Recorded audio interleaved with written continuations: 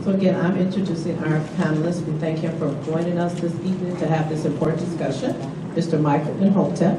Mr. Michael Imhotep is a historian, radio show host, researcher, lecturer, and writer. Founder of the African History Network, Imhotep has used his platform to empower, inspire, and educate African Americans and people of African descent around the world. Mr. Imhotep is a lifelong Detroiter. Academically, he went from the world-renowned Cass Technical High School to acquiring a Bachelor's of Science degree in Business Administration at Wayne State University. It was there that Imhotep developed a passion for history. Through his work, Michael Imhotep has spent the past 30 years focused on understanding how politics impacts every aspect of the lives of African Americans and how to leverage our economics to enforce a political agenda. Please, let's give him a hand.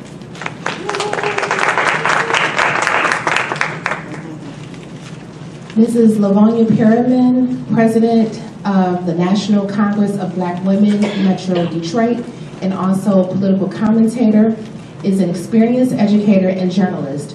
Her knowledge of the legislative process, policies, and procedures have aided her while working in a historic and in many historic campaigns. Ms. Lavonia Perryman is the host of the Lavonia Perryman Show on 9:10 a.m. and we hope that you all are tuning in. That's 9:10 a.m. in Detroit. And again, she is a political commentator for the Detroit ABC affiliate WXYZ TV. As head of a media relations and communications company based in Detroit, Ms. Perryman's footprint on Michigan politics has been cemented. A Media Woman of the Year award recipient from Detroit's Women in Radio and Television, Perryman's clientele has included the late President Nelson Mandela, Oscar winner Denzel Washington, Dr. Dorothy L. Height, and the National Council of Negro Women. Let us please welcome Mrs. Perryman. And now we will turn it over to our moderator, Attorney Lance. Again, good evening, and thank you both for joining us this evening. I'm so looking forward to this wonderful conversation that we are going to have this evening regarding Project 2025. Yes. Now, most of us, we've heard of the term Project 2025. We've heard that it's a 922-page document, but I don't think that most of us understand that it is a mandate for leadership, the conservative promise. Okay? Right. So, we know a little bit, but we don't know much. Now, when we began talking about the whole idea of Project 2025, one of the things that I did was I initially went to the first page of the document. And I found this very, very interesting because if you pay attention to what's going on in the media, you get different versions of this is not me, this is not what it is. But this is what it says. A note on Project 2025. We want you. The 2025 Presidential Transition Project is a conservative movement, unified effort to be ready for the next conservative administration to govern at 12 noon, January 20th, 2025. Welcome to the mission. By opening this book, you are now a part of it. Indeed, one set of eyes reading these passages will be those of the 47th President of the United States. And we hope every other reader will join in making the incoming administration a success. That's the first paragraph of this 922-page document. So the first question I want to ask you all is, when understanding Project 2025, can you provide an overview of Project 2025 and its core objectives? Second, how do you envision it impacting the Black and Brown communities and communities in general, if applied? Mrs. Perryman, we'll start with you. Well, first and foremost, I want to say thank you so very much for being here. I never thought I would compete with President Obama. And you know what I mean, he's down the street. Yeah.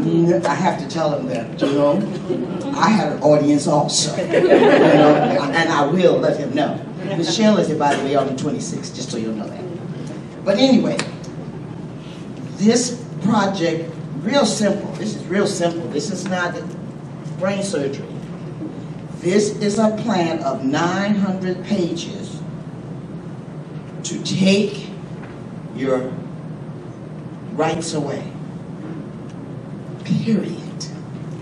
It is to take you back, further back than your great-grandmother, Big Mama, and everyone else who fought for you to be here and for me to be sitting here with you.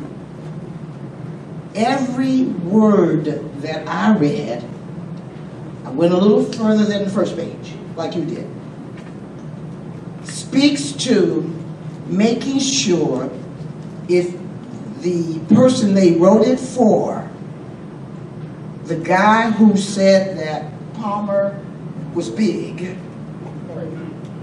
who is really out there that we have to entertain, and I just can't figure out why our sister has to even dignify him, but that's another story. But anyway, this package and program that they put together, and they've been working on this older than you.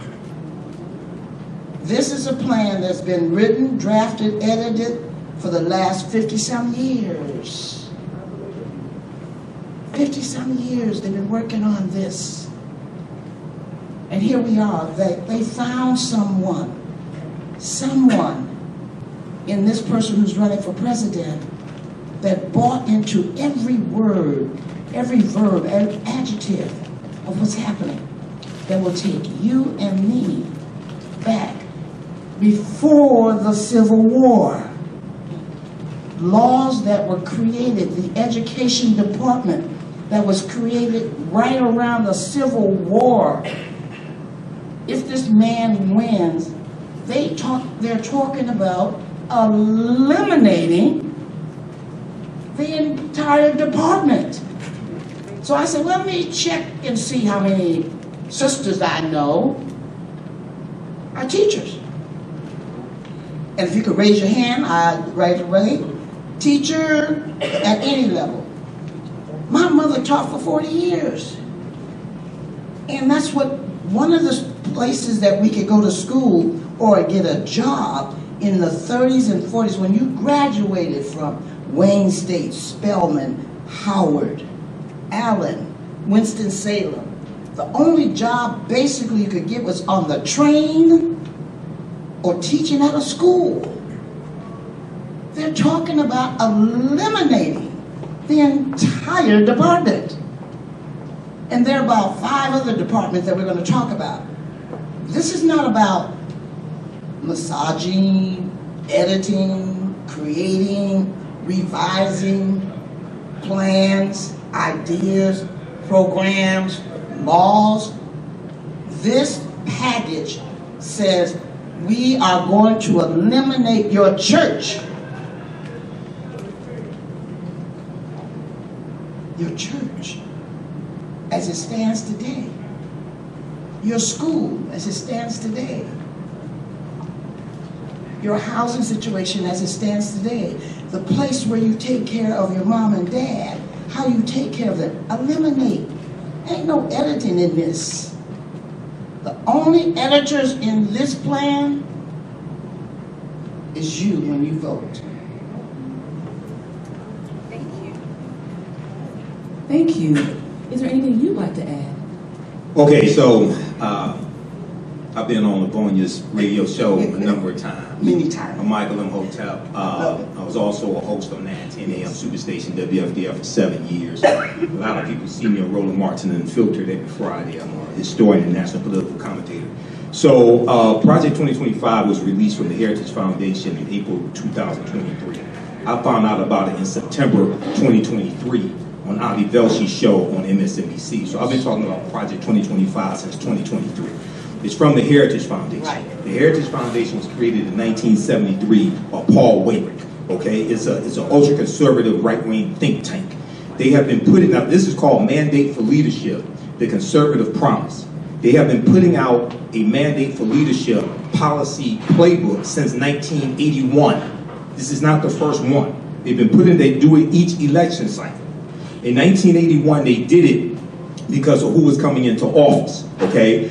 That first term of that president in 1981, they adopted 64% of the policies that the Heritage Foundation put out in Mandate for Leadership in 1981. It contained 2,000 policies. This is on page 5 of Project 2025. They tell you that that administration at that time adopted 64% of their policies. In 2018, there's an article at the Heritage Foundation's website from January 2018. They tell you that the president at that time adopted 64% of the policies that came from Mandate for Leadership in 2018, okay? Now, what's different this time around is because people found out about it because of Taraji P. Henson at the BET Awards. I was warning people about this in 2023. People didn't believe me. I saw people doing podcasts saying, well, you know, it can't get any worse. Yes, it can.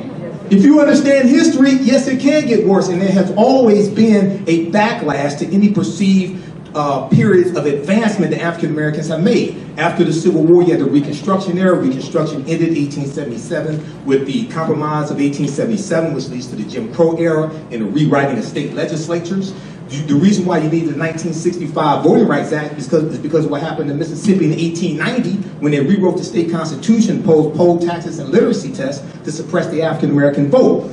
So when we look at Project 2025, what it's really doing is federalizing a lot of policies that have been put into place in a lot of red states, former Confederate states. There's a direct relationship between the states that were part of the Confederacy, the 11 states part of the Confederacy, Mississippi, Alabama, Tennessee, Georgia, and the policies they have today.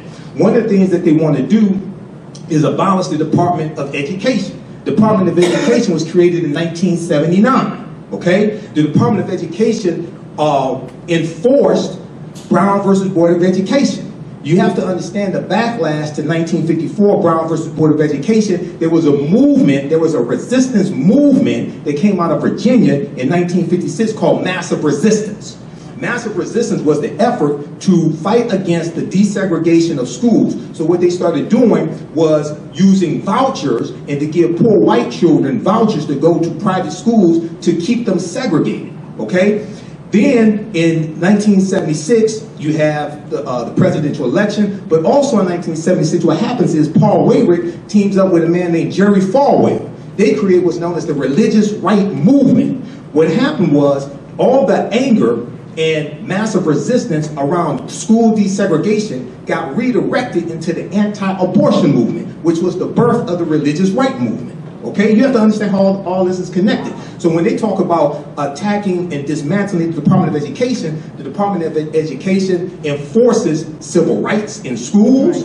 It distributes student loan forgiveness because they're against student loan forgiveness. It funds HBCUs, all of this, and there has always been a hatred and animosity from those former Confederate states having to desegregate the schools, and that came from the federal government being forced to do that from the federal government, as well as later, 1979, 1980, the Department of Education. Okay, so Project 2025 is what they're doing is federalizing a lot of these conservative laws we see in states, attacking diversity, equity, and inclusion, attacking affirmative action. Okay, this is what we see here. Something else that we see as well is a national ban on abortion, okay? But they're going to use the Comstock Act of 1873. Okay, now the Comstock Act of 1873 is during the Reconstruction era. All right, this is like 8 years after slavery ended. But it would bring about a national ban on abortion, as well as contraceptives, okay, as well as abortion pills, things like this. Now, when they talk about in Project 2025, they don't call it the Comstock Act. They refer to it by its U.S. Criminal Code. I think it's USC 1461, 1462, something like that. They're really slick with how they do it. I know the game that they're playing, okay? They refer to it as the U.S. Criminal Code. So this is, now what's so diabolical about this is when you read this, they tell you it's a 180-day playbook for the first 180 days of an incoming administration. So if you wrote 922 pages for the first 6 months, what do you have planned for the other 3.5 years? Okay, so when I teach about this, I deal with history, economics, law, and politics. And one of the things I talk about, and I talked about this on Lavonia Perryman's show, she can vouch for this, I said we have to stop telling African Americans to exercise your right to vote. You don't vote for exercise, you vote for power. Everybody else understands this. If you want to exercise, go to the gym and work out. Everybody votes for power. You vote for policies that are beneficial to you, your community, your families, etc. Okay, so we have to do the same thing and understand that politics is the legal distribution of both scarce wealth, power, and resources, and the writing of laws, statutes, ordinances, amendments, and treaties, their adoption, interpretation, and enforcement. So when we study Project 2025, it brings together history, economics, law, and politics. So this is what we have to master to be able to fight back. Thank you. So when taking into consideration the other topic that you mentioned outside of the Department of Education, you did bring the topic of abortion. What other potential areas of concern should we be focused on when evaluating the Project 2025 agenda once it is adopted and implemented? Right, and I'm glad you brought up the issue of abortion. That was the issue that we all hear and we understand, because the media is a driving force. The media is a driving force of what we believe in, believe it or not. Because I keep telling folk, stars are not born, stars are created. Think about the man that is running. When he walked into running for office, he was already a celebrity. He was already in your living room and your bedroom and everywhere else. So he took those people and brought them in. And so they're there today. So our country is divided. But then we have the sisters that don't look like us, who have a larger voice in the media, who said, oh my Lord, that's what they said. They have taken our issue, abortion, and they have really dismantled it. But in the middle of all of the, and I'm going to get to the next part, because there's a part that we miss sometimes, because the media is not sharing this with us at the level I think they should. Inside of the abortion question are African American women that lose their lives every single day. 1 out of 3 of us die. That's not the conversation. That's not the conversation. So some men, unfortunately, and some women run around, well, you know, I understand about abortion, but you know, the Bible says. No, this is not about the Bible at all. Remember, the Bible was used to put our great-grandparents in the, where? In the same church upstairs in the dark. Same Bible. You can argue it all day. I'm just trying to break it down what we are looking at when we talk about this. This is about, I say it all the time, money, votes, and power. That is welcome to America. So the abortion question for us sitting in this room may be the big picture. But the sisters understand, when you get to go to the doctor, this program says if they dismantle everything in the abortion question, there will not be Medicare, Medicaid, and then you're going to have to probably fight to get a decent insurance coverage policy. Let me say it again. This is not about editing or anything.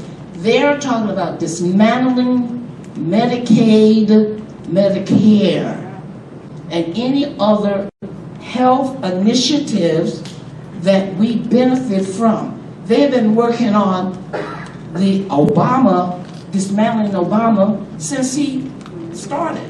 They're still working on it, just so you know. And if we do not show our power, as Mike says, our power on the day that we can, the next day he will write into an executive order, because he doesn't have a plan, an executive order that will go away. So anybody who has a child who's around 25 or 26 on your insurance today, in 9 days, 10 days, well, let me put it this way. On January the 21st of 2025, that person might not be able to qualify. That's what we're talking about when we talk about health care. That's what we're talking about abortion. That's what we're talking about. This is bigger and more, but they're talking about your birth control pill. Birth control pills, brothers, just so you know, are given to some sisters because of pain. We say it out loud so everybody can understand what we're talking about. Talking about an illness that a child a young lady might be, excuse me.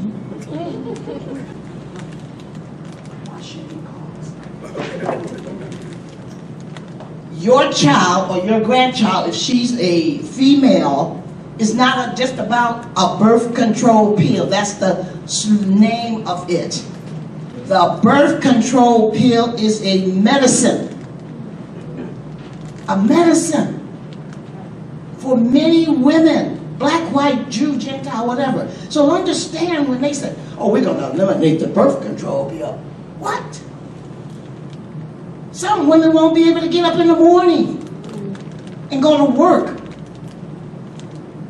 or feed their child or bathe their child because they're in pain, human nature pain. And these men know this. I want to go back in a little history.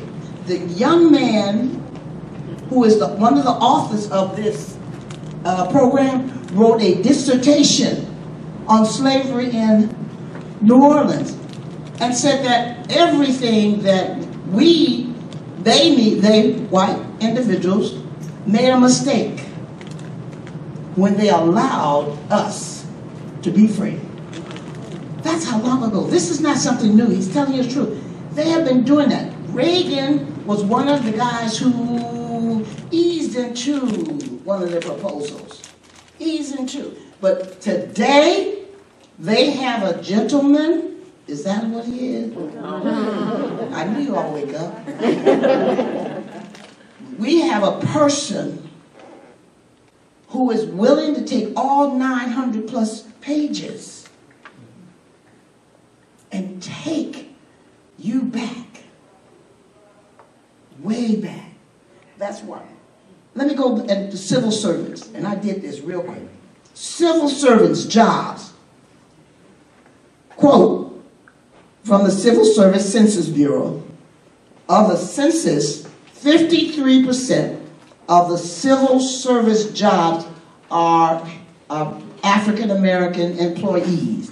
53% of the civil service jobs, clerical, 53%. 32% of the professional jobs among jobs in the civil service, African Americans.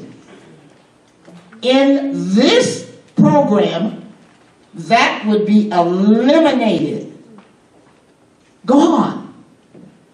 This is not editing. This is what they said. We're going to eliminate the process of how those individuals get jobs, to take care of their families, to go to school, to live a life, to make a difference in the community.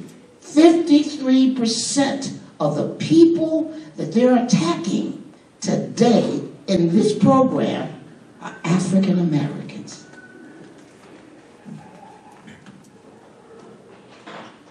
Thank you.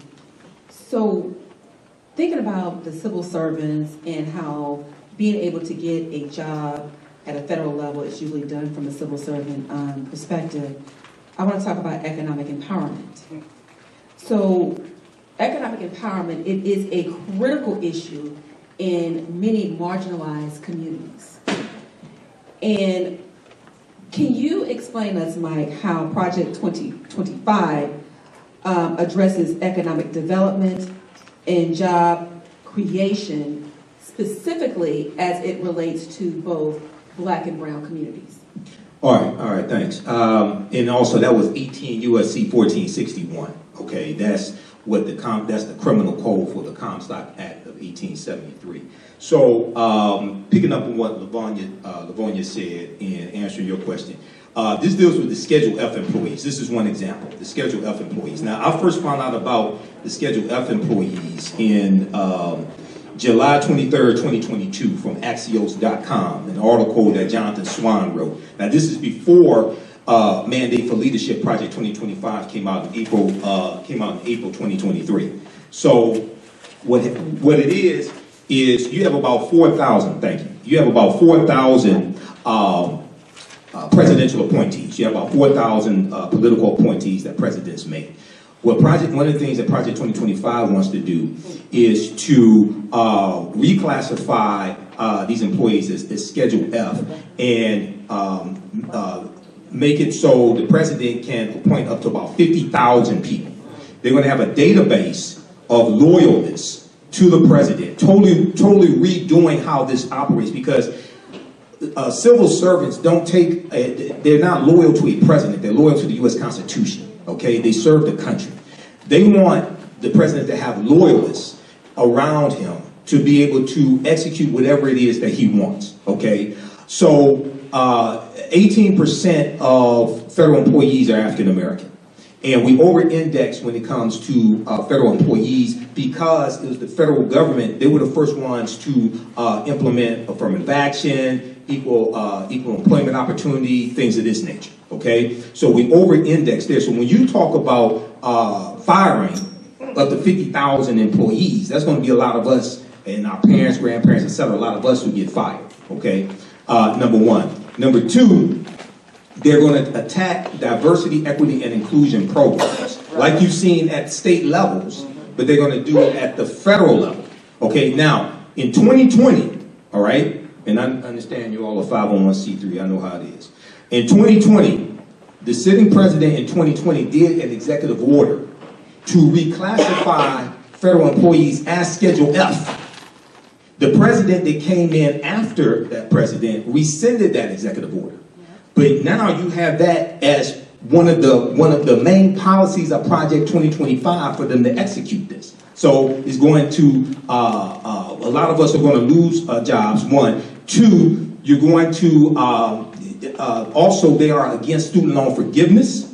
Okay, so that is going to hurt us economically. And another thing that they want to do is do away with any minority business set-asides, anything like that, all right? So that will definitely hurt African-American owned businesses as well. The programs that were created going back to the Nixon administration, all right? They want to do away with all of that. Now, it's important to tie this to the Department of Education, and even though the majority of control over education is at the state and local level, what we see is at the state and local level, we see laws being passed dealing with banning books and attacking critical race theory, okay, and attacking diversity, equity, and inclusion.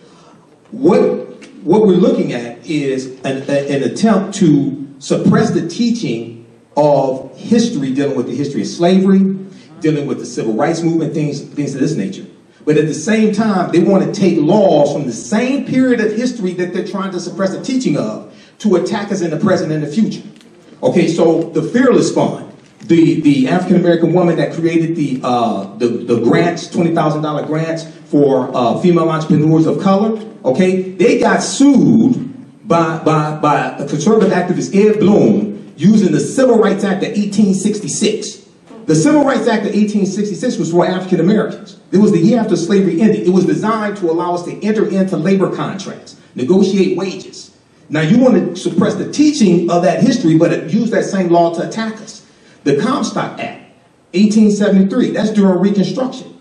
Now you have them wanting to use the Alien and Sedition Act of 1798, 5 years before the Louisiana Purchase. That's the same law that was used in 1942 to put Japanese in internment camps. They're talking about using that law to round up what they call undocumented immigrants on stolen land. That's another conversation. But round up undocumented immigrants and ship them back. Okay? So this is real. You don't put together a 922-page plan because you don't plan to use it.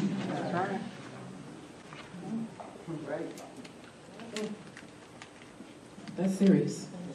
That's very serious. So when thinking about these efforts that they're trying to make, it seems to me that it comes down to us being able to vote what our concerns are and understanding the potential policies that they're trying to push as relates to their agenda. And we know that there are policies that are related to voting rights that are very critical. And they're trying to tighten voting laws and roles, make it disproportionately impact certain communities. So we know historically we have faced challenges at the ballot box. Okay, it seems like, but it's a 360 that's going around. It started with 17, what did you say the Sedition Act was, 17 what? That was 17. That was 1798. Yes, Sedition Act, 1798. 1798, so now it's 2024. It's coming around again.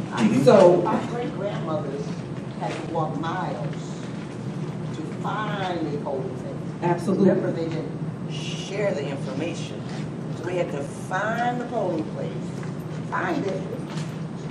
You get there, and there was someone who could determine if you were on time and could you count beans. So with that, how does Project 2025 address voting rights? And does it support or either truly hinder political empowerment?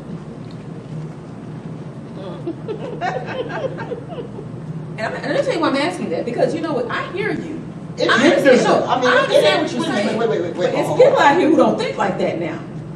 The program, they wrote this, but before it was written, just think of Georgia. I'm gonna just use Georgia right now.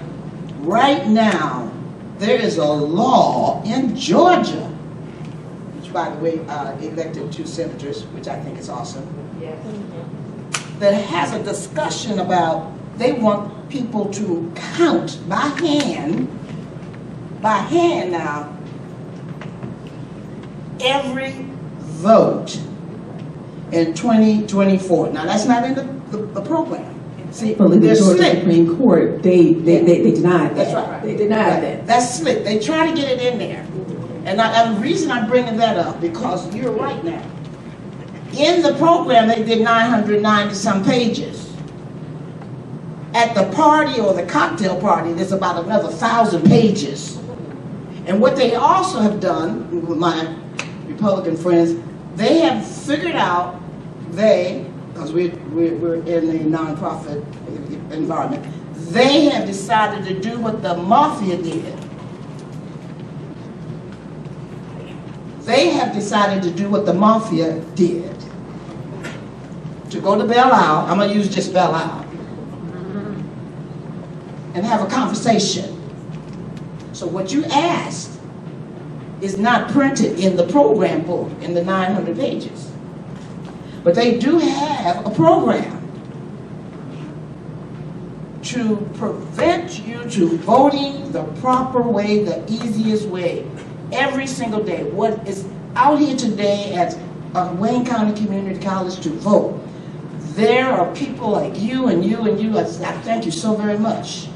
We would not be here having this conversation and voting today if you didn't do what you did last year, the year before, 5 years ago, 10 years ago. This is a process.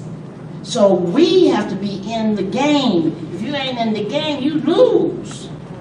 Their game has been going on. Mike has told you. They got angry the day our great-great-grandmothers and grandfathers said, we shall overcome. That day. And they have sworn through birth and death, they were going to take their country back. And so this is what this conversation is about. And so we're trying to break the pieces down so you can understand it. But you got the power.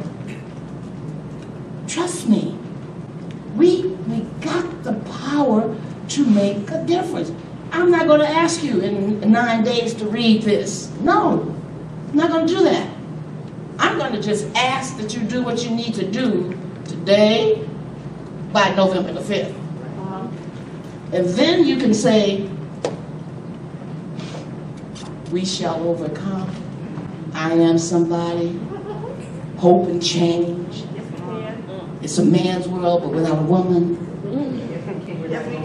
Yes, we can. Yeah, we're not going back. We're not going back. Come on. I'm telling you guys, if you went out here today and gave the energy that you give the party, the man that you like, the girl that you like, the family that you love, all of that, if you gave that kind of power up and said, I'm going to make sure that everybody in my family has what Mike says, the power, because you have it.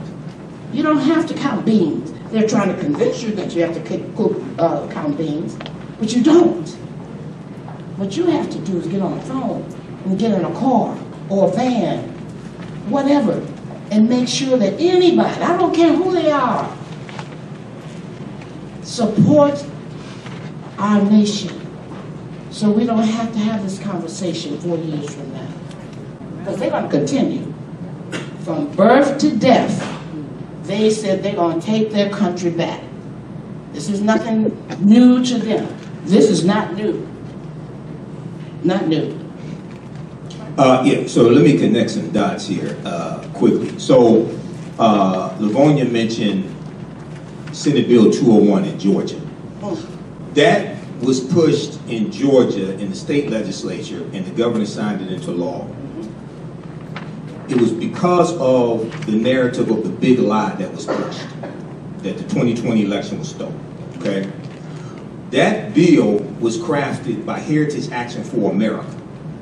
I have the evidence. Ari Melber wrote an article for MotherJones.com in 2021 who exposed the executive director of Heritage Action for America, admitting that it was her organization that wrote that bill. You can read the article, the videos there of her admitting it. Heritage Action for America is the sister organization to the Heritage Foundation. The Heritage Foundation is the organization that wrote Project 2025. That bill, Senate Bill 201, was copied in other state legislatures. This is how they were able to do it so quickly. She said they had copycat bills that other state legislatures quickly passed and the governor signed into law. Well, this is the same thing that happened in 1890 when you had the Mississippi Plan. Go research the Mississippi Plan of 1890. This is when they rewrote the state constitutions in the state constitution of Mississippi to impose poll taxes, literacy tests, property ownership requirements, to suppress the African American vote because African Americans were the majority of the population in the state of Mississippi. And they feared our political power. Well, what Mississippi did, and to quote Solomon Saladin Calhoun, who was the white county judge who presided over the convention, he said, we came here to exclude the Negro. They were very explicit on why they were there. What they did in Mississippi became copied in South Carolina, 1895, Louisiana, 1898, Oklahoma, 1901, Georgia. They did the same thing. The same thing that they did with Senate Bill 201, they did in the 1890s and early 1900s, okay? Because they feared our political power. If you go back to 3 years after slavery ended, 1868 in Florida. In 2018, in Florida, they had on the ballot an initiative to restore voting rights to convicted felons. Who remembers that? I remember it vividly. I remember Roland Martin covering it. Okay, I covered it on the African History Network show, right? In Florida, you lost your right to vote for life if you were convicted of a felony. Well, where did that come from? That came from 1868 in Florida when they rewrote the state constitution in Florida 3 years after slavery ended. And one, they expanded the number of crimes that were classified as felonies. One. Two, they were specifically targeting African Americans. You lost your right to vote if you had a felony. Three, the reason why they did it, they said they did it to prevent a Negro legislature. Because African Americans were 48% of the state population of Florida in 1868, 3 years after slavery ended, and Florida's a former Confederate state. So when you study this history, there's always been a fear of the political power of the African Americans. And they've used laws, insurrections, riots, etc. to suppress our vote. Project 2025 is continuing that, okay? That's what I want to say. So study Heritage Action for America and what they did with the voter suppression laws after the 2020 election. And they're continuing it now. They're challenging in court. They keep passing laws. In Georgia, they wanted, in a county in Georgia, the county board voted to hand count the ballots. Here's what happens. If they can't certify the election results by the deadline, they don't count. Right. They film out. If they can't certify the election results, so somebody can win Georgia. But if they can't, those votes can't be certified by the deadline, they don't count. This is skullduggery. This is treachery. And we have to understand how people fight, okay? So I tell people we have to understand history, economics, law, and politics. Everything they do to us, they use the law to do it. Then when they get caught breaking the law, they go hire an attorney at law to defend them in the court of law. We need to understand the law better than they understand the law. So we can disarm them of that weapon and use it against them. You have to understand political self-defense. But you have to understand the history behind this to understand what's taking place today.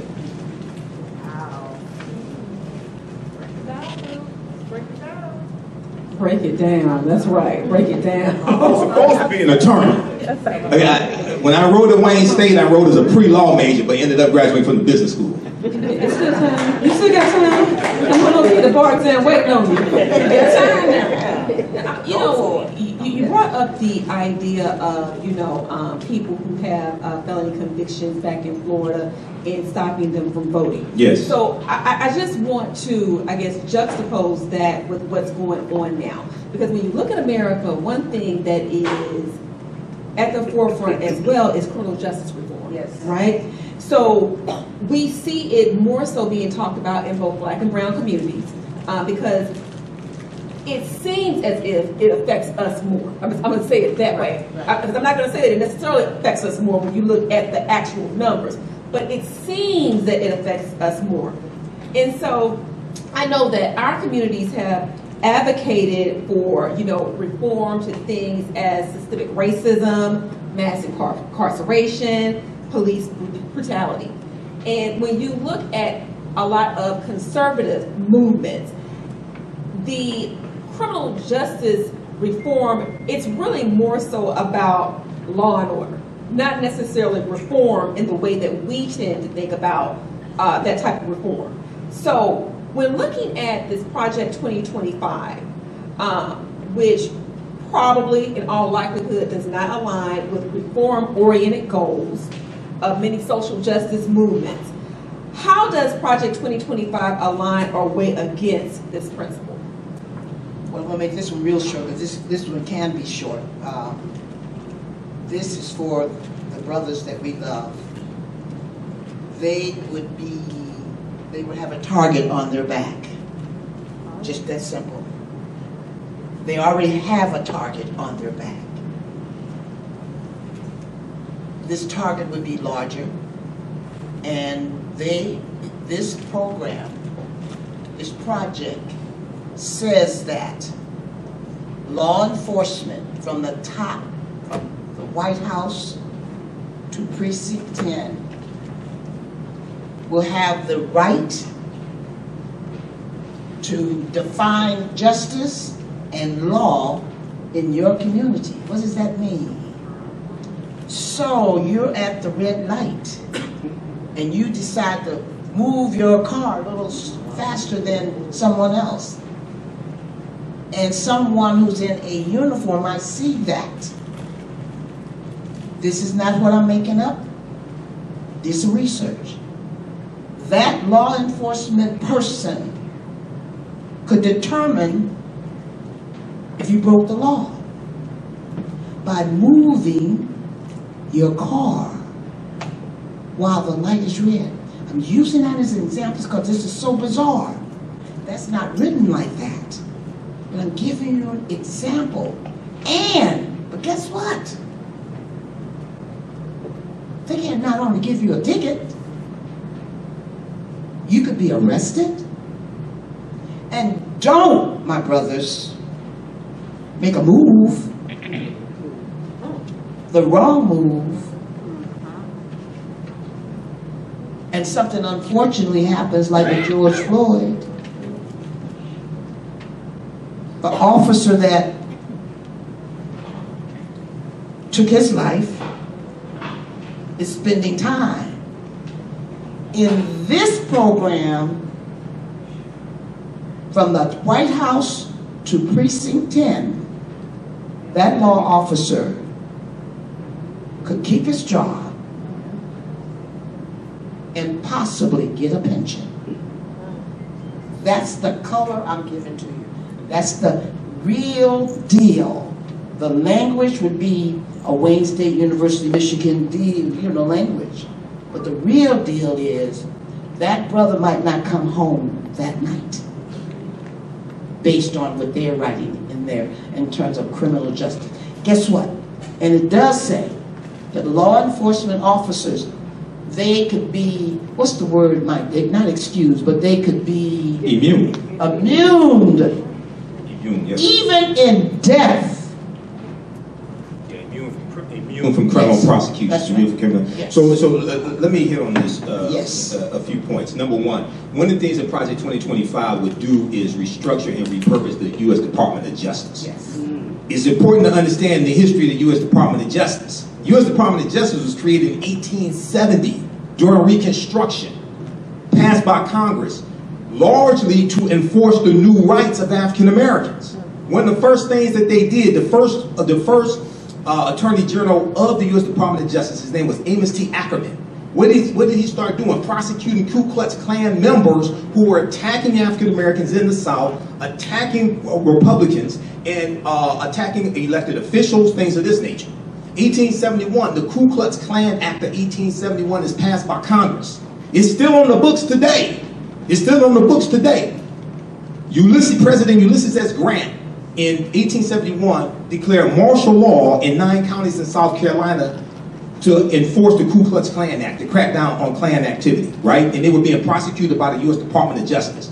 One of the things that Project 2025 would do is one, it would ban and end the consent decrees with police departments, because you've had in previous administrations that had a closer watch on police departments and they did investigations into the patterns and practices of police departments that had a lot of complaints about abuse, things like this. That's coming from the federal government.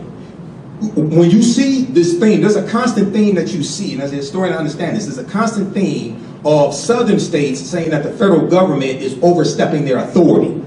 This is what they said led to the U.S. Civil War. They said the Confederacy said it was about states' rights. When you read their statements of secession, they said it was about states' rights. Okay, so one, they want to restructure and repurpose the U.S. Department of Justice. Two, they want to back out of and end consent decrees with police departments, which will then give a signal to certain police departments that you can do whatever you want to. Right. Okay? So you don't necessarily have to pass a law that says police are 100% immune. The U.S. Department of Justice just doesn't have to prosecute them. They just won't prosecute them. Okay? Also, what it would do is enforce the death penalty where appropriate and applicable. Okay? Well, you only had, for 60 years, you only had 3 people who were executed at the federal level. Okay? Then you had a president who executed 13 people in the last 6 months of his presidency. Go research this.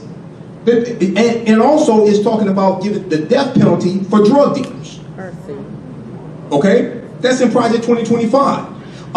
Something else that it would do is there has been, over the past few years, because of the Black Lives Matter movement, things of this nature, and then the protests around the death of George Floyd, you've had an increase in the progressive prosecutors at the local level, where there has been an attack from the conservative movement against the progressive prosecutors who are the ones who would prosecute police officers, who are the ones who would try to find alternative measures for people who are first-time offenders, things like this, to especially in African American and Latino communities.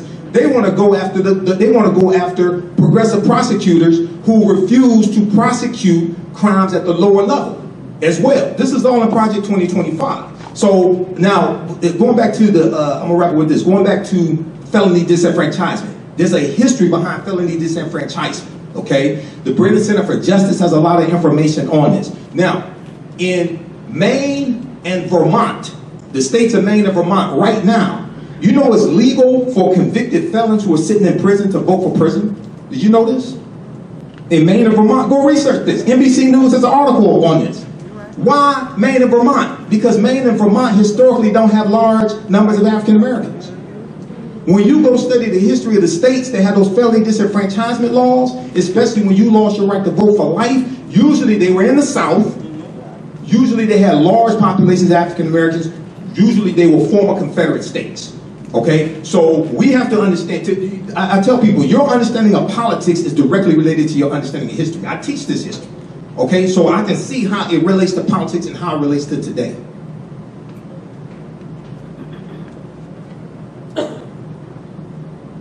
Thank you. Oh, you're welcome. Y'all got me up here like thinking, like really thinking. I'm like, I think some teachers that I had, who put a certain, certain things in my mind. And so I'm thinking, about what I have learned historically. I'm thinking about where my future for me, where my future for my daughter can go. But it also makes me look at Project 2025 and think about what its legacy and its sustainability could be, right? And so with that, where do you see the sustainability of Project 2025 being if it is implemented in 2025? And what legacy do you see the authors or leaders of this project hoping for future generations in Black and brown communities? Well, I think that the program is written after the action in some cases. 2025 is written off of the history, as Mike said, not on our history, on their history. I just told you, they've been angry since we got here. So they have been planning 2025, 26, 27, 28 for a long time. Legacy, it will continue. Remember, this is a program that is ongoing until they put us in our place. Until they put us in our place, there will be another project. There will be another program. But if it is to be without a legacy and without legs, without air, it's up to us. That's a lot to carry now, I know. But we got some sisters and brothers out there that don't look like us. We got some people who don't look like us, who we may call progressives, liberals, call them what you want, but call them. So the legacy only will survive if we give it air, let it breathe. We have to choke it at the neck. We know how to do that. I have great faith in African Americans. I am real clear on what we can do. Collectively, we have built a nation. What you talking about? We built a nation. River Rouge wouldn't be. Ford, Chrysler, General Motors, Motown wouldn't be without you.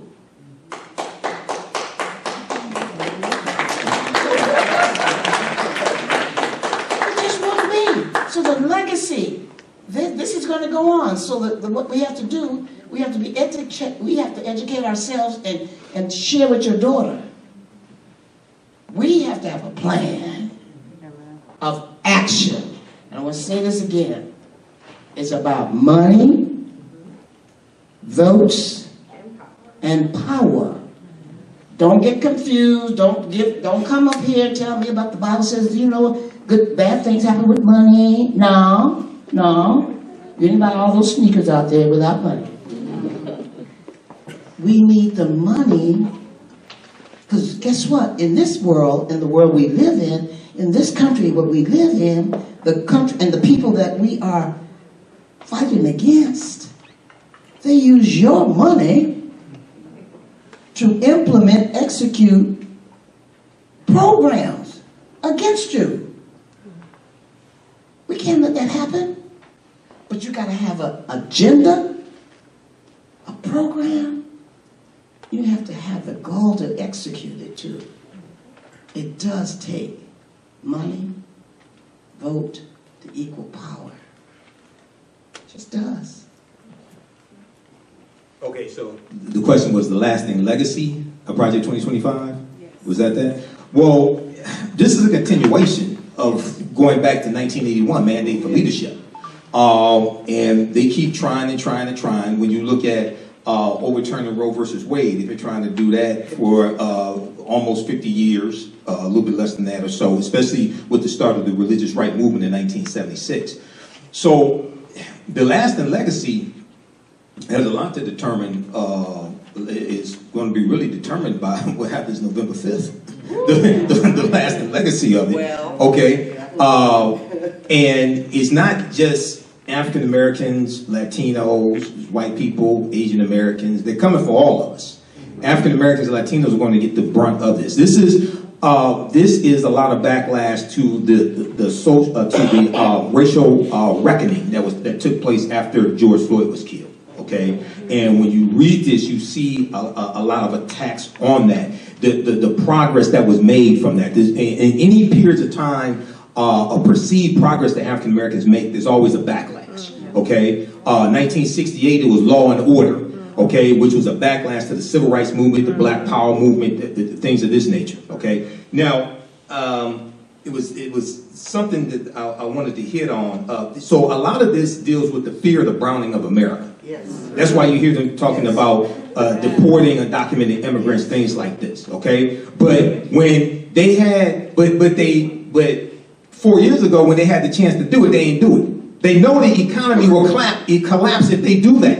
Right. So what they're doing is preying on the fears of a lot of people, especially a lot of white people, especially a lot of uneducated white people. What happens when you're no longer the majority population in this country? It's expected by 2043, white people will no longer be the majority population in this country. So you have people preying on their fears and lying to them, and instead of them saying, wait a second, you're both being manipulated by the powers that be. Instead of them saying that, they want to say, oh no, it's those people who are poor, who came from another country, fleeing violence, etc., looking for another way of life.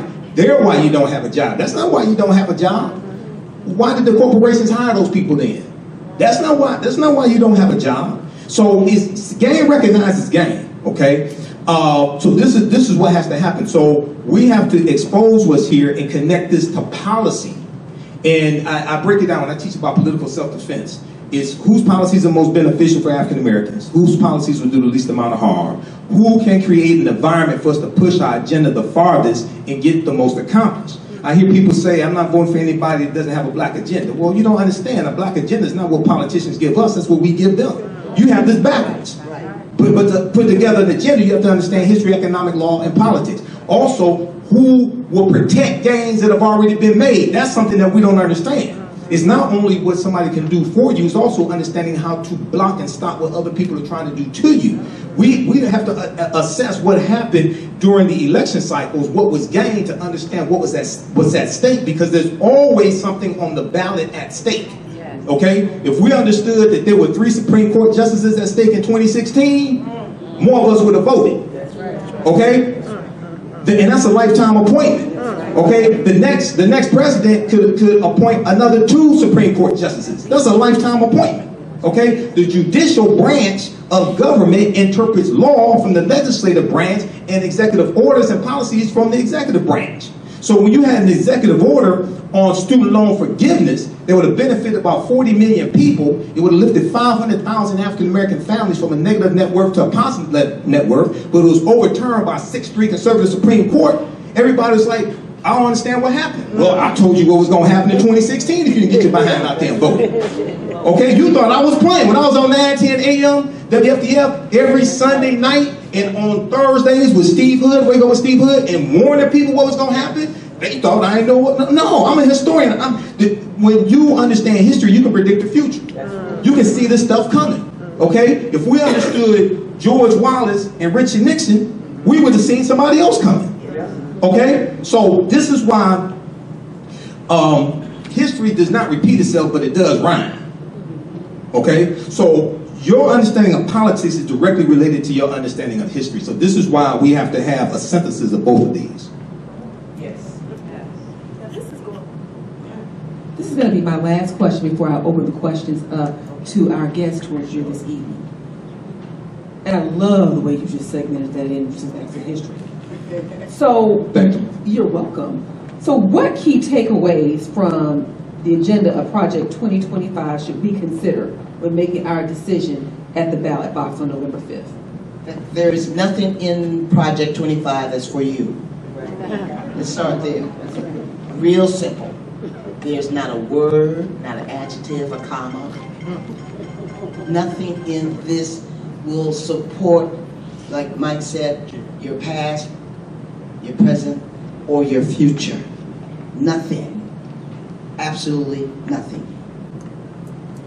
I agree with that, and also we have to understand the importance of state and local elections, because versions of Project 2025 have already been implemented at state and local levels, especially in the South, in these former Confederate states. So I would encourage everybody. Now, number one, I have videos dealing with Project 2025. You go to my YouTube channel, Michael Imhotep, Imhotep, on my Facebook fan page, the African History Network. I'm on Roland Martin and Filter talking about it, and I have videos as well breaking this down.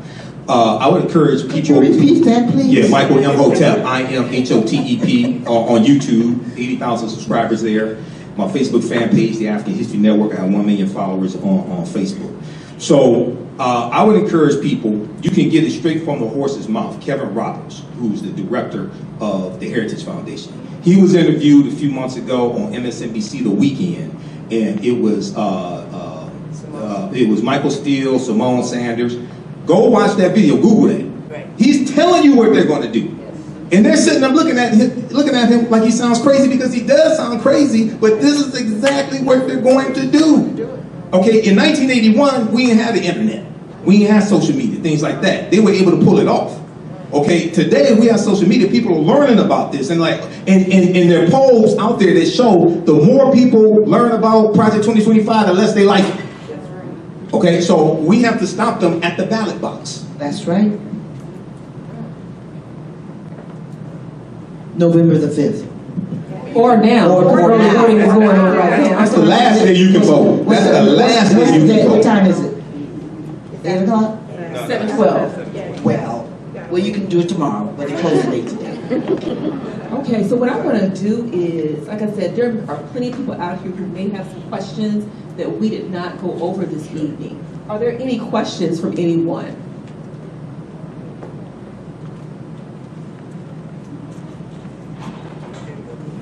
Does anyone have a question? First, I will just say for myself, this has been very informative. I have read it, this has been very informative, and I like the historical context that you put into it. I'm gonna have to tune in, but it's been very informative. And for me, my major thing is what I've been saying to people is I have a daughter and 2 granddaughters. I don't want them to have less rights in their lives than I have today. Correct. Or than what my mother had. So that is very important to me. That's one of my key issues. All of it is my issues, but my daughter and my granddaughters and the rights in their bodies are my key issue for me. Mm-hmm. So I tell people, what's the key issue for you? But just having the historical context has been just amazing to listen to both of you. So does anyone have any questions, comments for these wonderful? Did y'all learn anything? Did y'all learn anything? Yeah. All right. All right. Thank you so much. And I'd just like to mimic what she said as far as the information that you gave. And my background being a not historian, but teaching history and so on in government. Would you say that the Project 2025 is alluding to the United States becoming a totalitarian or a authoritarian, or even something as far as apartheid, if November 5th is not successful? Well, yeah, democracy is definitely on the ballot. Yeah, it's sliding toward totalitarianism. When you look at the graph of power with the U.S. Supreme Court, when you look at the Supreme Court ruling that basically a sitting president is immune from prosecution if they're carrying out their duties, and it's sketchy how you're going to define what their duties are. Okay, you have a judge in Georgia trying to figure that out now, and then you also have overturning of the Chevron decision, which which has been in place for decades, and that dealt with experts in the various federal departments being the ones that you go to shape policy. Okay, the experts, the doctors, the scientists, things like this. Well, with the overturning of that by the Supreme Court, now that power is being given to the courts. Okay, to really be able to determine that. So you have a slipping away of power from the people and giving it to a small group of people, giving it to the courts. Now, there has been a concerted effort to, and this is one of the things that a lot of African Americans haven't understood. We focus on the president, but we don't understand that the president nominates Supreme Court justices as federal judges. They get confirmed by the Senate. Okay, so we don't understand that. A lot of us don't understand. Yeah, you also have to vote for the U.S. Senate as well, because the Senate confirms Supreme Court justices, and it can block Supreme Court justices also. You got to vote for the U.S. House of Representatives. The U.S. House of Representatives, that's where the budget originates, the fiscal year budget. Okay, and they're mandated by the U.S. Constitution to pass a budget. They haven't passed the budget. This 219th Congress, they're on their third continuing resolution. They're feckless and have not passed the budget yet. Okay, so we have to understand this. And then just lastly, I gotta for people, one, read the U.S. Constitution. Okay, because the Constitution is the foundation of all this. It takes 270 electoral college votes to become president-elect. Because I heard people in 2016 saying the electoral college doesn't matter. The popular vote doesn't matter, it's the electoral college. You win electoral college votes associated with a state by winning the popular vote in the state. Okay? It's right in the U.S. Constitution. Now, if no candidate gets 270 electoral college votes, it's decided in the House of Representatives. But it's not an individual vote by individual members. They vote by what's called delegation. Each state has one delegation. Okay, now you have one side that controls 26 of the 50. You only need a simple majority. Okay, that's the one that's in control of the House of Representatives right now. So if you have a candidate, if you have a candidate that loses the electoral college vote and loses the popular vote, if no candidate gets 270, then the House of Representatives, the people who are in control right now, they can put that person who lost the popular vote in House, they can put them in power again as president. The Republicans hold up the House of Representatives. Well, I didn't want to say that, y'all. I mean, right. But I understand you know. And the Senate is on a thread with the Democrats. I said it. But it's all in the U.S. Constitution. There's a reason why they never wanted slaves to read and write. Because if you read the U.S. Constitution, then all this stuff falls in. You start understanding all this, and you understand how all this deals with history. One more thing. We had two senators, African Americans, one from Howard University in the 1800s. I just wanted to say that. Part of the history. Yeah, Hiram Rhodes Rebels. That's right. And you had, P.B.S. Pinchback, he was a governor. Senators. Yeah, senator. Yeah, Hiram Rhodes Rebels was a senator. And when they realized that they realized that they, our senators, would have power, they undercut them. Right. Wipe them out. Yeah. And lastly, going back to when you were talking about abortions and what have you, I thought you were going to take it a little further as far as the government getting into your business, as far as requiring the doctors as to tell about women's physicals, when your cycles are, I mean, getting that deep so that they can control what's going on in your life as far as the population, I guess, as far as the Oh, it's not even a guess. This says in writing, you're right. That one eliminate abortion, any health support like birth control pills. Your doctor could be tried and convicted. Tried and convicted, but is required, based on this information, to give up your information, my information about who we are with, and guess what? All those folk who maybe, I don't know how many, you know what year, that may be of a different persuasion, and they married one another, that would be eliminated, and against the law. Against the law. Number two, interracial relationships. Against the law. We talk about law. Against the law. It's not like, well, we really want to have a new generation of different people. No. This is about law. You can be tried and convicted on who you love and who you want to make love to and with. There will be an open book on what you do, how you do it, when you do it, and how you feel. Period. Against the law.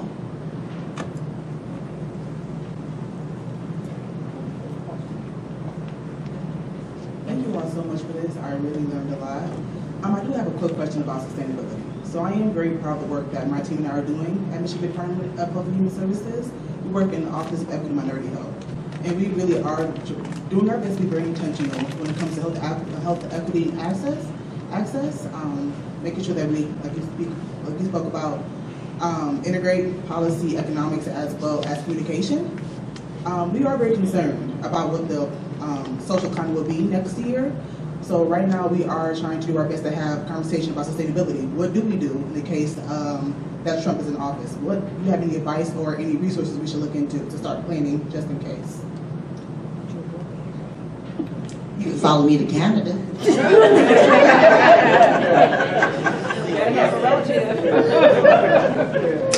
It's late. So this is what I would say.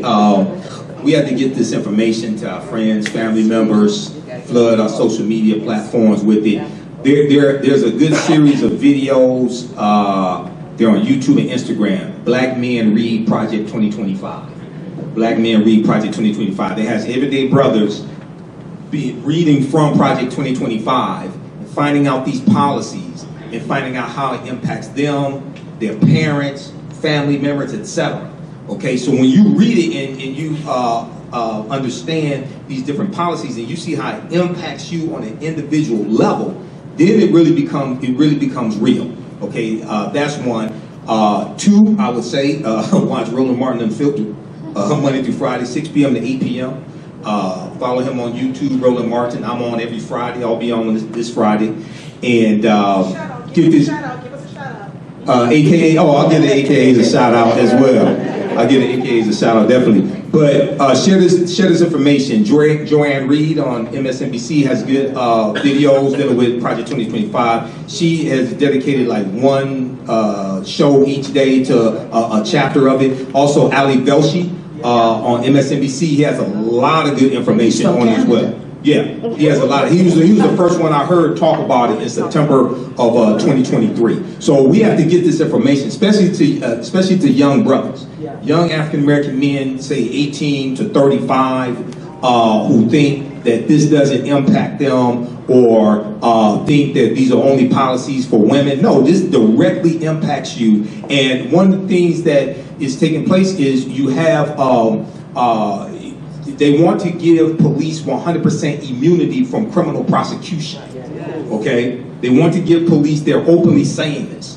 The other thing is they're talking, they not only want to dismantle the Department of Education, but If schools teach about the history of slavery and teach that this country was built on the backs of slaves, things like this, they want to withhold funds from those schools. They don't want to fund those schools also. They're openly saying this. As recently as October 18th, 2024 on Fox and Friends, they're openly saying this. Including our HBCUs, but I want to go back to you in terms of organization, and this goes back to communication. Remember I started off and I said the media really has major control over thoughts, feelings, and what we see in images. And now media has expanded now and includes the new technology and all sorts of platforms. But you got to learn how to use it to your advantage. So your organization, even if he's in, we don't go, African Americans and progressive people never backed up off of an issue. We've been here before. He's not the first one, won't be the last. We have walked through the fire and come out with, rusted knees and put the Vaseline on it and keep rolling along. So I'm saying to you, put together a plan of action that will speak your truth in your organization and put it out there to the community by any means necessary. It can be a flyer at the Kroger's, it could be on this platform, it could be on come to the organization, the chapter meetings, share that information of what's going on, put a podcast together. You can do that. If you have a reason and a purpose and a message that will impact your life and the lives of the people in your community, you have a message, you need to be responsible in putting that out there. You can do that. So don't back up. Surely we will probably be in a fetal state for about a week, but we got to get up, get busy, and survive and thrive. That's what we do. So we have two more questions on the floor. Hello.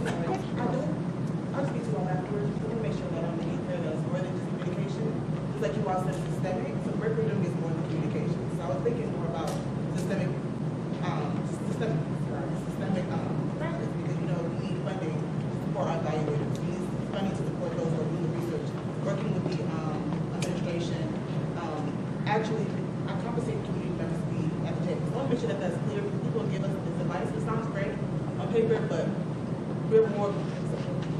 So thank you. I got you. Hello, thank you again for your time, your energy, and your effort. It is greatly appreciated. My name is Tony, and I have a question in regards to finance and money that Project 2025 has funded and had. I know we talked about the Heritage Foundation, but are there any other organizations or platforms or even elected officials who are pro the Project 2025 so that we can go and fight against what they are advocating for? Well, yeah, at their website, they have a list of about 100 organizations that have signed on to it or have been involved in writing it. Also, they list the names of the people who have been involved in writing it as well. So a lot of them served in the last administration. But if you go to heritagefoundation.org, I think it is. But actually, if you go to project2025.org, that is the website the Heritage Foundation has set up. You can actually download the 922-page agenda from there. And because I've been on their website and done a lot of research on their website. Okay, so you can start there. But also when you watch those videos, like Russell Vought is one of them. Okay, Russell Vought is an architect of Project 2025.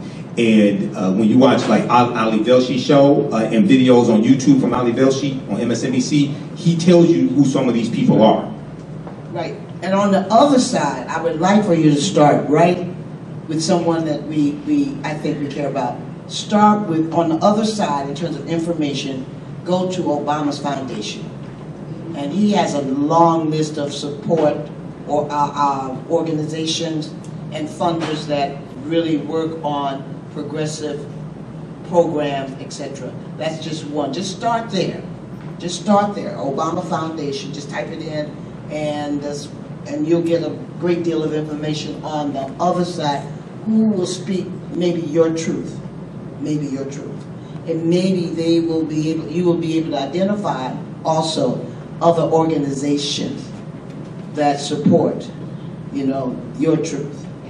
I was just speaking to the fact that, a lot of times that could be a great tool to like boycott, and get their names out so that we can definitely, be against what they're. So, yeah, what you can do is you can find out some of the organizations, but also if they are elected officials in office, especially at the federal level, you go to fec.gov, which is the Federal Elections Commission's website.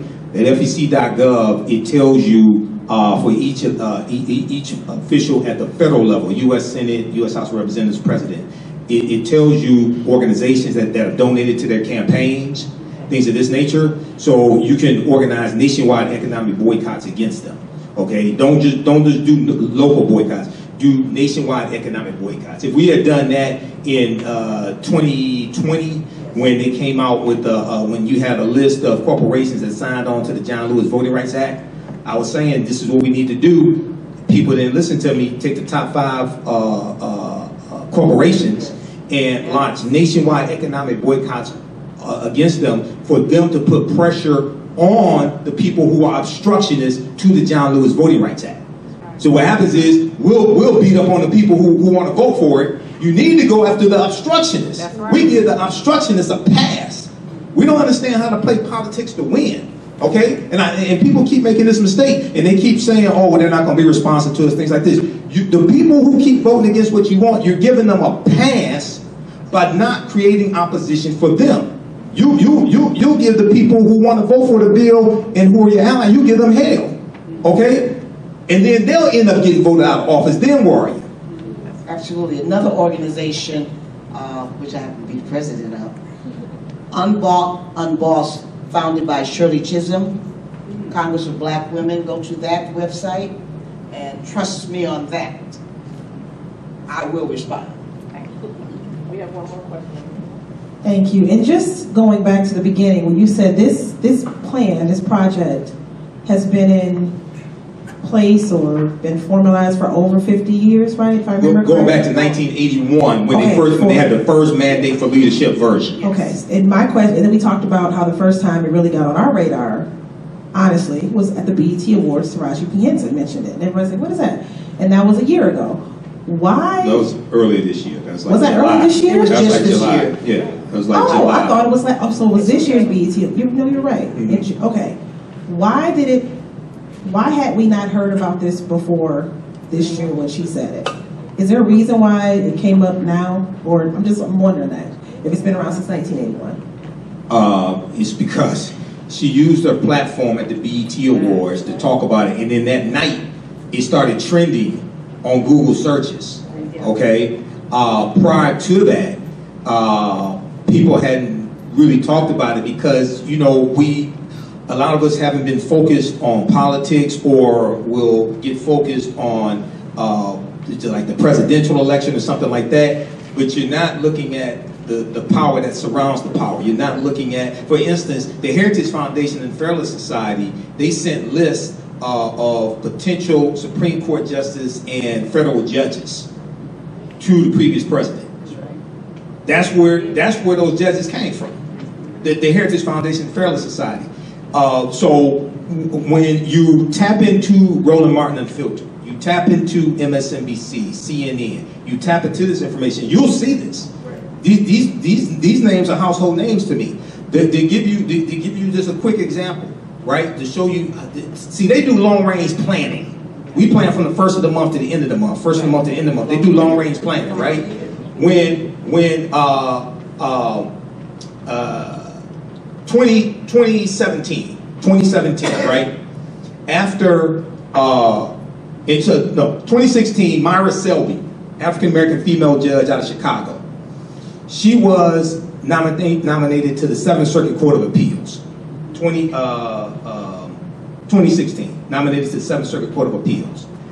Her nomination was blocked, okay? by the Senate. When the next president came in, they filled her seat with Amy Coney Barrett, 7th Circuit Court of Appeals. That put Amy Coney Barrett on the trajectory to be on the Supreme Court when Ruth Bader Ginsburg died. Okay, so they're playing grandmaster level chess. We're playing beginner's checkers and don't even understand all the rules of checkers. They're playing the long game, and the long game is controlling the courts.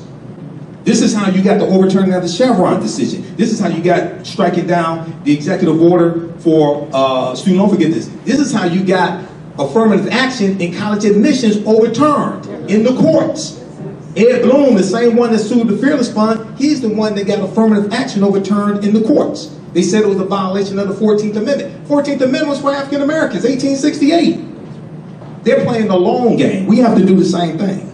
One of the other things that I want people to understand, that even though there's an election going on right now, politics is a part of your daily life. Absolutely. Even that tag on your mattress was regulated by the federal government.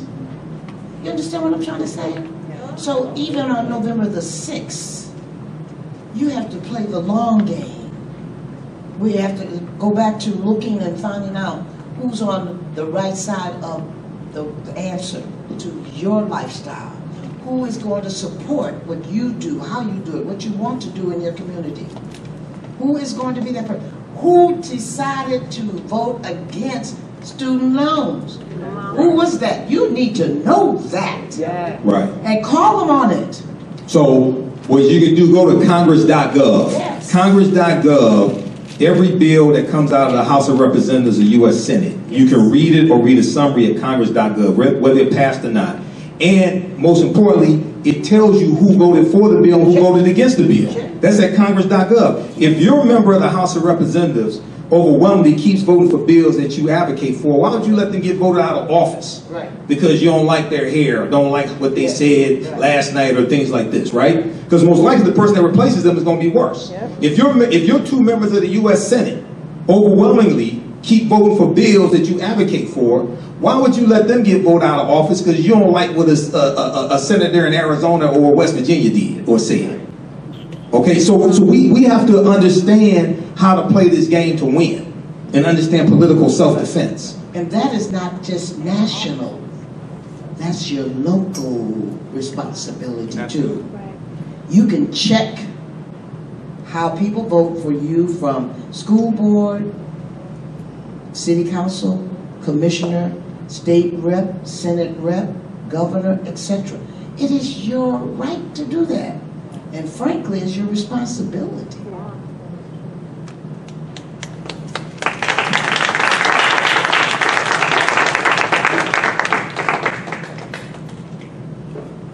What a powerful, dynamic conversation and discussion. Can we all give everyone a round of applause? Phenomenal. Very much needed conversation and discussion that we can take back to our family, friends, and networks, and do as they have recommended, visiting all of these websites to gain more information and knowledge so that we can be educated and informed when we go and vote. Yes. Because we know that education matters, history matters. We would like to take this time to thank you all for taking time out this evening to come and share your expertise and your knowledge with us. So again, let's give them a round of applause. Mr. Michael Imhotep, Mrs. Perryman. We also thank our moderator, Attorney Jennifer Nance. It's phenomenal. We also want to acknowledge State Representative Kimberly Edwards out of House District 12, who could not join us this evening, but we thank her for her support. We can give that a round of applause. And we want to also acknowledge Mr. Alex Allen, president of the Metro Detroit National Panhellenic Council, who was instrumental and very supportive of us with this event. And if you have any words that you would like to share, okay. Thank you.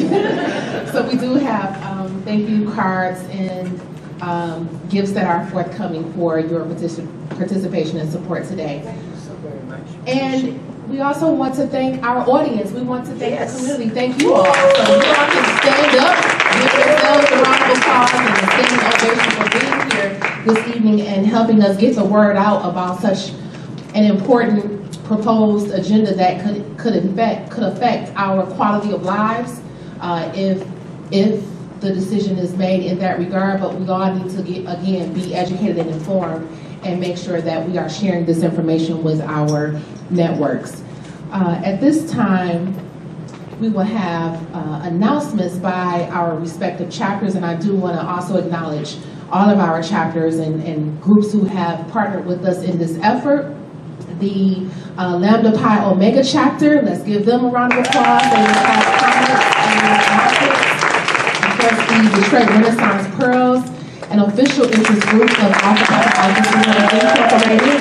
Also, the Detroit branch NAACP is a proud supporter of Alpha Kappa Incorporated. And just before I hand over the mic, I do want to impart upon you to please visit the tables that we have set up where there are more upcoming events, more get out the vote efforts that we are mobilizing and engaging the community around voting. One of our moderators said earlier, and our panelists said, to get out and vote now. We don't have to wait until November 5th. Early voting in Detroit started October 19th. Absentee voting started earlier than that, so we want to continue encouraging people to vote early and not wait until November 5th. So again, visit our table with upcoming events and partner with us. Make sure you sign up. The sign-in sheets are at the front table. We want you to partner. We want this to be a partnership effort with the community to make sure that we're mobilizing everyone. So again, thank you on behalf of Lambda Pi Omega chapter. I'm glad that we were able to come together as a Detroit community to bring this to the community, because service is what we do. One of the things, so for us, we're all doing voting. As she said, voting started October 19th. It's every day from 9 a.m. to 5, Monday through Sunday. If you're not in the city of Detroit, it starts this Saturday, October 26th to November 3rd. From that day all the way through Sunday, from 9 to 5 every day. You can get up, you can go to work, you can go vote. After church, you can go vote. And our goal is to take 4 more to the polls. So I'm encouraging everyone to text 4 people, call 4 people, go get 4 people out the bed and tell them to go vote. Tell them to go vote. I also encourage you to get a green wristband. We are passing these out in our chapter. It says, your voice is your vote. Are you registered? As a reminder to ask someone if they're registered, and then to pass it along to the next person. Once you've reached out to someone, pass it along to the next person so that we make sure that we're getting out the vote, because Michigan is a critical state, and we need, and we know, and we were advised by our Detroit City Clerk, who is a member of our chapter, that Detroit, what happens in Detroit can swing the whole state. If we can get Detroit out to vote, we can control the state. So just make sure we have Sword to the Polls. Pay attention to our social media. We are on Facebook, Alpha Kappa Alpha Lambda Pi Omega chapter. We are also AKA_LPO on Instagram. We have Sword to the Polls coming up, and we also have election day activities, and we'll be having an election night watch party. So I hope that everyone does their part. Let's get out 4 or more, and let's Sword to the polls. And I promise you this is my last comment. If we could have all of the advocate for social justice committees from Alpha Rho Omega chapter, Lambda Pi Omega chapter, and the Detroit Renaissance Pearls, if everyone could please stand. And that's everyone in the room, because we're all advocate for social justice members, but the members from each of those respective organizations and those committees, please stand and be recognized. Again, we thank you so much for making this event a success. Okay, have a good evening. Thank you so much. Make sure you sign the sign-in sheet. Refreshments are still available, and there are gift bags in the back of the room. So please take a bag as you leave.